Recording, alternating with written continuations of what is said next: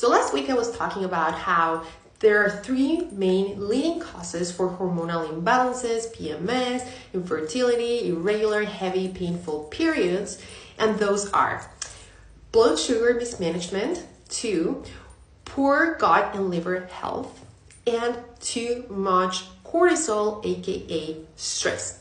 And today I'm going to teach you how you can do a self-assessment to find out where your hormonal balances are coming from. I mean, this is very simple, and you can always book a 30-minute cycle assessment with me completely for free to figure out where all this is coming. But if you feel more comfortable doing yourself, these are the ways you can do it. So number one, let's start by assessing your gut and liver health. So the first question I want you to ask yourself is that, do I poo every single day? And I hope that answer is yes, because through poo is the only way you actually excrete excess hormones and excess toxins that may cause a hormonal havoc. Because the thing is, when you don't go to the bathroom every single day, then those toxins and those hormones get reabsorbed in your body and start circulating there all over again. And they start accumulating on top of the new ones of that day. You know what I mean? So going to the bathroom every single day, it's a must for hormonal balance. Then number two, I want you to ask yourself if you get bloated easily after each meal. It doesn't matter what you eat, you usually feel bloated and uncomfortable, and this happens a lot. Then that's another red flag, because then that may mean that your microbiome, your healthy and your bad bacteria are out of balance, and maybe your bad bacteria is taking over. And this leads to nutrient deficiencies, which leads to hormonal imbalance, just in a nutshell. Then number three, ask yourself this question: do I have food sensitivities or allergies?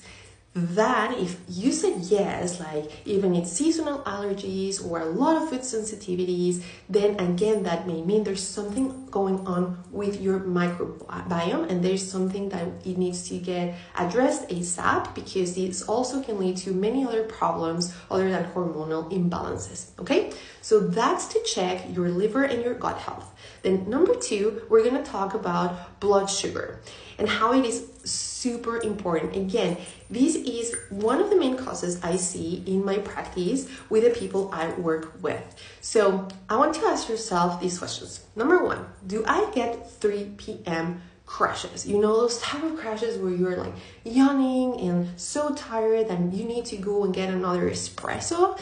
Then that may mean you're like living in a blood sugar roller coaster, and that is not good for your hormones. That causes like a complete hormonal havoc, and it's something you need to deal with. I've made many videos about it, in how not skipping meals and how trying to have protein and healthy fats with each meal. It's a must to avoid these 3 p.m. crashes in order to avoid hormonal imbalances caused by blood sugar.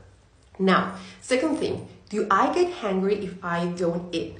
That's if you get irritable, if you get, again, hungry when you don't have any food, that's a big, big red flag that there's a blood sugar imbalance going on with you, and it needs to get addressed ASAP. Again, it all goes back to not skipping breakfast, not skipping any meals, and having healthy fats and protein with every single one of your meals. It's an easy fix, but it's crazy how many women suffer from these main leading cause of hormonal imbalance. And then number three, do I gain weight easily, especially in the midsection?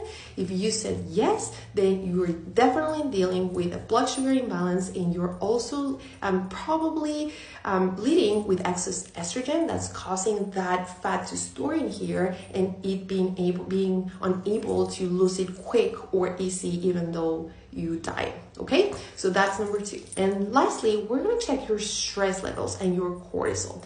So I want you to ask yourself, do I have trouble sleeping? If you have trouble sleeping, let's say if you toss and turn, if it takes you forever to fall asleep, and then you feel super tired in the morning, then that may mean your cortisol is out of balance, because usually your cortisol naturally decreases at night in order for you to go to sleep. So if you're having trouble sleeping right away, this is kind of a red flag.